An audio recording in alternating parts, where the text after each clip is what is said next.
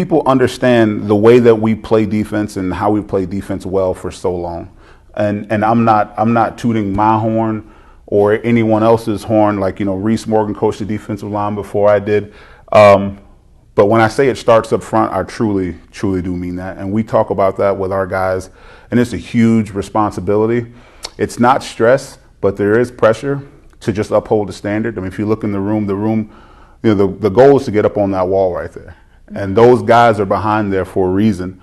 And it's a great tradition of defensive line play here. When you walk in here, you want to uphold the standard. And so when we're playing good, when we're doing the things that we're supposed to do, Iowa defense is really good. Hey y'all, and welcome to this special edition of the On Iowa podcast. I am here with Iowa defensive line coach Kelvin Bell. And today we're going to talk about just the basics of the defensive line. I'm going to let him kind of carry the conversation, and I'll chime in with some questions here and there, but I hope that you learned something new and that you enjoy the discussion. So first, we're just going to start with the basics. If you could maybe explain gaps and the importance of knowing that in the defensive line. Okay, cool. For us, this would be an I pro right. And I meaning the backfield, both backs are behind one another, quarterback's under center, and the tight end, but recognized by this green dot here, is to the right. So this will be I pro right for us. In terms of gaps, gaps start out from the inside out. There's two A gaps. Those are the gaps on either side of the center. So as we look at this, A. And then it goes further from inside out. B gap is between the guard and the offensive tackle. C gap would be between the offensive tackle and the tight end. C out here would be the outside remaining gap because there's no one else left on the line of scrimmage. Okay, and then outside of this tight end would be the D gap. Yeah. There you go. Okay, so defensively, one thing we want to make sure is you want to make sure that all your gaps are covered. Okay, so I'm going to align to this formation how we would align to this formation at Iowa. Just base defense. So we're going to play with a nose tackle. Okay. We're going to play with a defensive end. It's going to line up outside of the offensive tackle. Nose tackle is going to line up on the outside shade of the center. We're going to have our strong side linebacker, or our Leo, as we call it, who will line up outside shoulder of the tight end. We'll have a three technique defensive tackle who will line up outside shoulder of the guard. Okay. And then we'll have a crash end, or an end, who will line up outside shoulder of that offensive tackle. Our linebackers, our will linebacker will stack behind the three technique. Our Mike linebacker will sit right in this bubble here, okay? Outside corner, strong safety, free safety. Okay, so as you look at it, you can see which gaps, who's responsible for which gaps. So this defensive end here, C gap player, B gap player, okay, the three technique tackle. This will linebacker, A gap player. Nose tackle, A gap player. Mike backer, B gap player, okay. Defensive end here, C gap player, Leo backer, D gap. Looks like all gaps are covered. Now, when I said all gaps are covered, that was a question. Mm-hmm. It appears to be, but actually they're not. Mm-hmm. And the reason why is because if you take a look in the backfield, you have an extra blocker back here. Okay, so wherever this blocker ends up inserting, he's going to add another gap. That's the game. How do you resolve those other gaps that are being created after the ball is snapped? Mm-hmm. Okay, so just in terms of our defense, let's say if we're going to play, I don't want to get too far ahead of myself, but we like to play with two high safeties. Right. Okay, two high safeties, cover 2, cover 4, cover 6, anything that will keep the both safeties high. And so they are pass first guys. All right. If we were to bring a strong safety down or a free safety down, then we would be able to match gaps with the offense. So if I were to take this guy and put him down here in the box, okay, and move this guy back here, Okay, so now once this fullback goes to add a gap, I have an extra guy. Oh, interesting. But what have I just given up? I've given up some security in the pass game. Right. So beforehand, when we had two high safeties, these two could work together over top of this guy. These two could work together over top of this guy, or they could pick and choose to help where they want to underneath. Mm-hmm. But once you commit an extra guy to the box because the offense has another gap, now you're leaving some guys out to dry. Well, not out to dry, but out on their own. What Iowa's defense, what we've prided ourselves on under Coach Parker is not giving up the big play. Okay, mm-hmm. And if we're not going to, the more you play single high safety, and you leave guys to their own device on the outside, you have a bigger chance of giving up big plays because there's more guys committed to the run than to the pass. And that's the quickest way to die, is those balls thrown deep down the field. Okay, so we want to maintain this too high safety look, if at all possible, so that we can be creative with how we defend these receivers that run downfield. So you ask yourself, well, that leaves you a gap short versus the run game. Absolutely. Well, how do you remedy that? Well, we remedy that up front when we ask our guys to play two gaps. I'm going to insert this fullback right here in this A gap. Mm-hmm. Okay? When that fullback inserts in that A gap, this will linebacker's got a choice to make. He can hit him on either side. He can hit him on the outside, which will create a gap where? There. Yes. Yeah. Will create a gap there. Mm-hmm.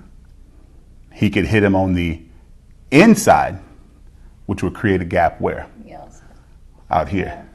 Who's responsible for that gap? If we're going to keep our safeties out of it, who's responsible for that gap? Would it be the tackle? It would be the tackle. It would be the tackle. So when you hear the phrase two gap, when you two gap the defensive line, and our guys know who's two gapping and who's not two gapping depending on what play we've called or what scheme we've called. But when you hear that phrase two gap, that's what we're talking about. This defensive tackle right here knows that his primary run gap, his primary gap that he's going to defend is going to be this B gap. His secondary gap that he's going to defend is going to be the new A gap. Defensive tackles are often responsible for the two gaps. So, what are you looking for in those kinds of players? Well, for us, the defensive tackle, the defensive end, we coach them all the same. Okay. They may look a little bit differently. Usually the defensive ends are a little bit more linear, a little bit more athletic, not as bulky because he doesn't have immediate double teams like the defensive tackle would. But in terms of how we teach them and what we look for in all the guys, we look for the same thing. And the most important physical attribute for me is arm length. Oh. Because if you're going to two gap an offensive lineman, right, then you have to be able to separate and get that guy off you so you can look in this gap and then come back to this gap. That's really interesting. If you're a short arm guy, then you can get engulfed by a bigger guy. So this is where the combine stuff matters. This is where arm length. Yes, when you're looking at a defensive lineman and you're looking at, they say, God, he's got long arms, he's got long levers, and that's why people value height so much because a taller guy is going to have longer arms naturally. But if you're able to find a guy who's 6 foot, I'm 6 foot tall. If you're able to find a guy who's 6 foot tall with long arms, then if he has the wingspan, let's say he has with a wingspan of a 6'8" guy or a wingspan of a 6'6" guy, you want that guy, you want that player because he's going to be able to do the things. He's going to allow you to play multiple gaps up front that a short arm guy wouldn't be able to do or would struggle to do. And we've had short arm guys be able to do it, but they have to be so good technically. They have to have just hand placement needs to be perfect, separation needs to be perfect.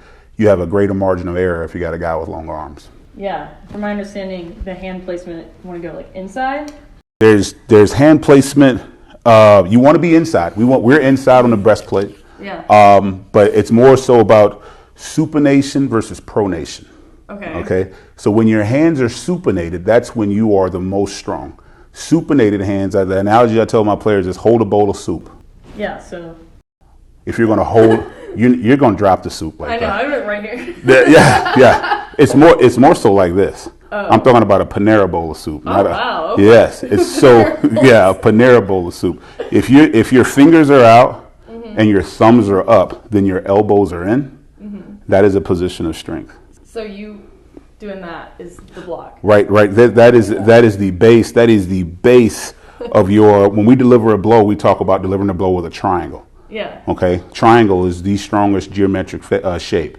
Okay. The top of the triangle for us is our face mask. We want to put our face mask right underneath the chin of an offensive lineman. The base of that triangle. Supinated hands. Supinated hands. Supinated hands. Not pronated hands. Yeah. Supinated hands. Our most important fundamentals for the defensive line, whether you're an end or you're a tackle, are in this order. First, it's leverage. And there's two types of leverage. Okay. There is vertical leverage, which means your hat underneath the chin of the guy that you're blocking, or the guy who's trying to block you. So whether you're 6'6" or 5'6", I'm giving you an aiming point. Get your eyes under his chin. That's vertical leverage. There's horizontal leverage, which means having your hands inside the framework of the guy who's trying to block you. Horizontal leverage. Supinated hands. Okay. That's number one, leverage. Number two, blow delivery. Blow delivery. Your ability to deliver the blow with great leverage. So get your triangle underneath the chin of the offensive lineman. Have your hands inside the framework of the offensive lineman. That is blow delivery. Number three, once you've delivered the blow with great leverage, now you must separate from the blocker. Oh, man. That's where your vision, that's where your length comes into play. Okay. Because some guys are longer than others. Some guys are going to be able to separate further than others. Once you've got separation from the blocker, now it's vision. You must locate the ball. Okay, locate the ball. And once you've located the ball, we use two ways of getting off blocks. We either use an arm over or we use a shrug.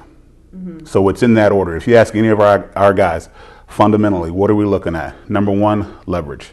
Two, blow delivery. Three, separation with vision. And lastly, did you get off the block? Tackle, end, for us up front, that's what we're looking for.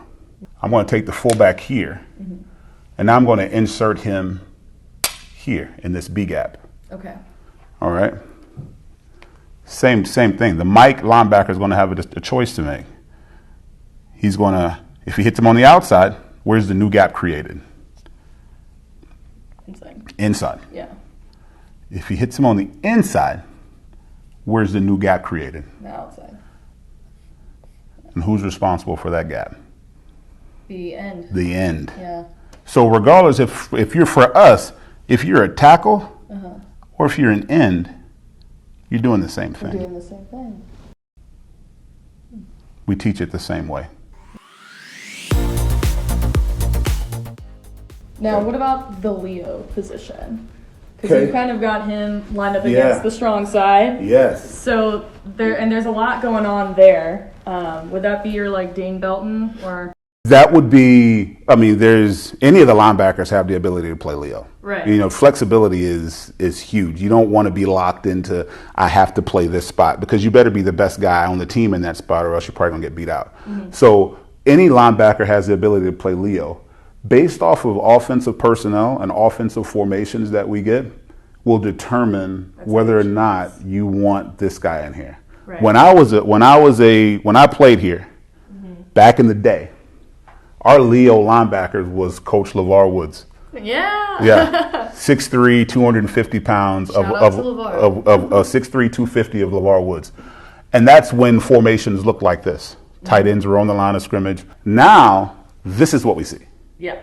Okay. So do you want 6'3", 250 pounds of LeVar Woods standing out here in space over that guy? Or would you want another guy who is more adept to playing routes, you know, if it's like a defensive back? That's why cash has morphed into, because it's more what you see. You're not going to see a lot of cash versus, if teams are 2 tight ends, sometimes 3 tight ends, and they're in here tight, you don't want cash. Right.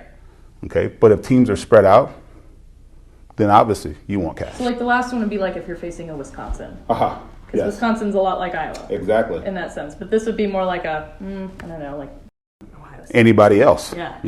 The first 2 opponents that we play, they're shotgun, spread out. You want as many athletes matching their athletes as you can. This has been like a new development just because of the spread offense. The spread offense, and also the personnel that we have. I mean, if you have, it's one thing to play with 4 really good defensive backs, but what if you have 5? How can you get that 5th guy on the field? Who are you going to take off so that he can play? A linebacker, or It could be a linebacker. It could be a defensive lineman. Now you're talking about 3-4 and 4-3. Yeah. But we want to try to keep 4 defensive linemen on the field. So naturally, we take off a linebacker. So why? Why is Iowa married to the 4-3 defense? What is your theory on that? You know what? My theory is, I think the way that we recruit, defensive line for us it's a strength. So when you go through strengths of players on the field, like if you're ranking guys, you want to be able to clip off 4 defensive linemen, at the very top. So you want to get your best guys on the field. Now, if that's not the case, where let's say if you don't have 4 guys that are worthy of being out there, and there's another linebacker, there's another DB who's worthy of being on the field, you need them on the field, then to say that we're married to it would be a little harsh. Right. We could make that adjustment, but over the past 4 or 5 years, I can't think of a defensive lineman that we would ever say, okay, let's get him off the field to put another guy on. Interesting. You'll always want those guys on the field. So it is kind of more of a personnel decision. Absolutely. What are the advantages of a 4-3 versus a 3-4 defense? 3-4 gives you more flexibility versus spread teams. Okay.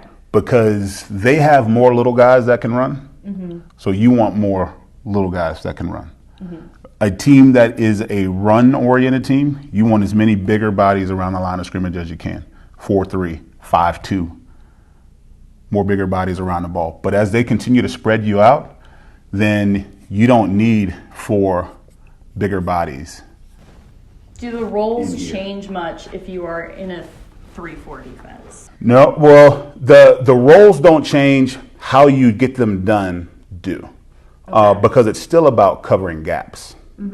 So, just if I align, I'm going to align here in just a basic 3-4 front, a basic 3-4. Some people call it mint front. I'm going to play with a nose tackle, a 0 nose. I'm going to play with a 4-eye defensive end. I'm going to play with a 4-eye defensive end. Okay? I'm going to put an outside linebacker here, put a big backer here, and another backer out here. Okay, and they're relating here. If you look in terms of a true 3-4, your nose tackle is a 2-gap player. So he's got A, and he's got A. Wow, that's a lot. But that's a lot of guy too. Usually Yeah. that's a lot of guy. Usually a big guy. He's a big guy. A to A. Right here, you got your B gap players, and then there's your C gap players out there. You're still covering your gaps. You're just doing it with a little bit different personnel. It seems like the line really commands the rest of what Iowa does. For us, on both sides of the ball, you hear us say it a lot, on both sides of the ball, it starts up front. Just going back to when we looked at that first formation, the better you are up front, the better you are able to control gaps up front, the more people you can dedicate to the pass. And if you can dedicate more people to the pass and stop the run up front with less people, you're playing really good defense. Yeah. So if the offense has, like in this formation right here, there's 6 gaps, maybe 7 gaps if you have a good running quarterback, because he can snap it and just run. So there's 7 gaps. You can defend this with 6 bodies, or you can try to defend it with 5. If you can defend the run, if you can defend those 6 gaps with 5 bodies, you just gain an extra guy for the pass.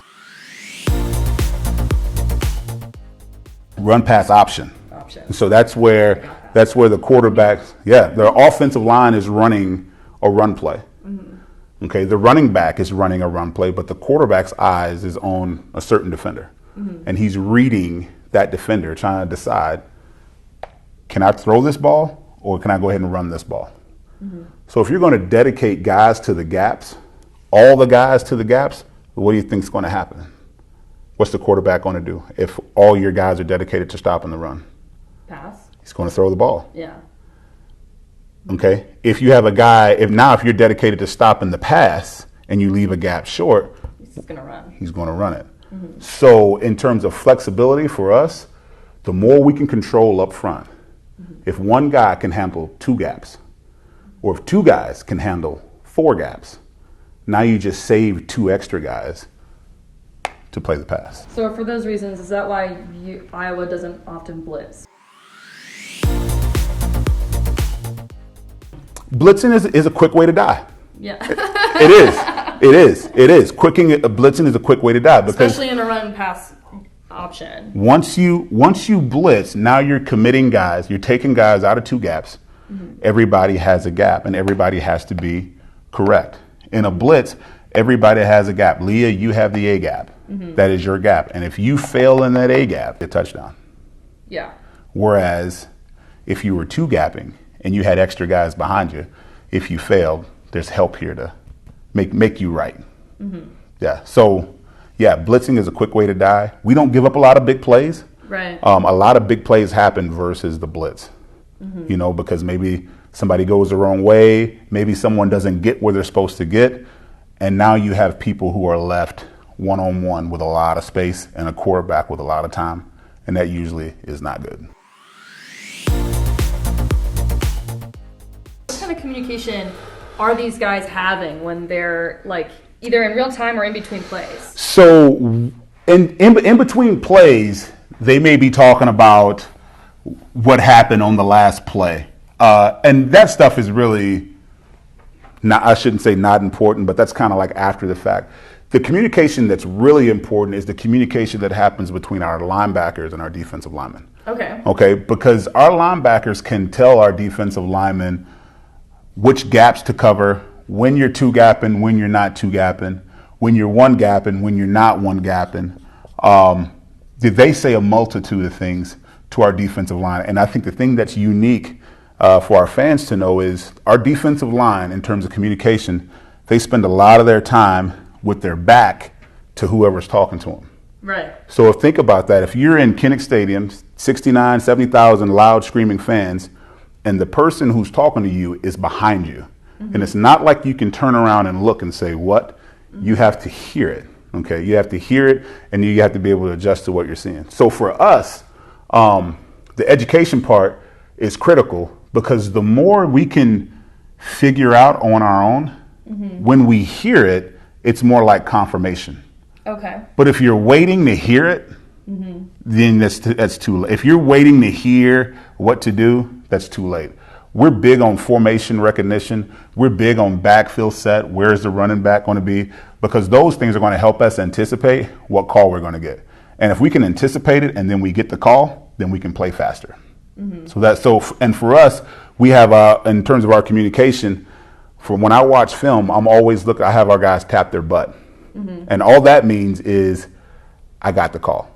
So if I'm looking from behind, mm-hmm. I'm watching the tape and I see a defensive lineman go like this, that means the linebacker made a call, he heard it, and now it's time to execute. Oh. So when we have our meetings, if I don't see a defensive lineman tap his butt, mm-hmm. then I'm assuming that nothing was said. Oh, okay. Because I assume the linebackers are here, they have more vision. Exactly. But these guys that are back here, they're able to see motions, they're able to see shifts, they're able to see all these things. So they want to communicate to the defensive lineman in a timely manner. Yeah. Don't tell me when the ball is snapped what's going on. It's too late. Well, when the guy's in motion too, that usually happens right before the snap. What kind of communication takes on that?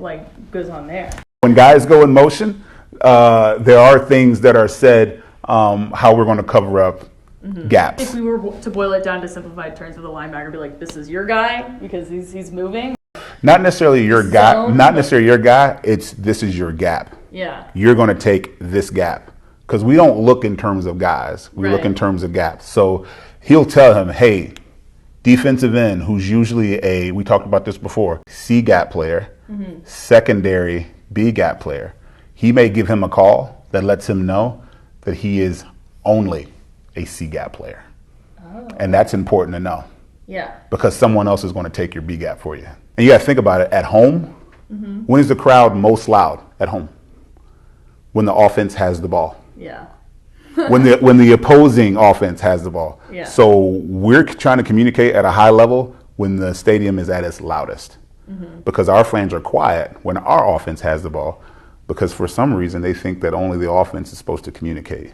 When we communicate too on defense. We love it though. Don't get me wrong. We love it because it makes it hard for the offense, but it's tough on us too. Yeah, for sure. Well, Kelvin, this has been really great. It's so I great. hope you learned something. Yeah, I love learning about defense, which is certainly not something that's present in the Big 12, which is slowly dissolving.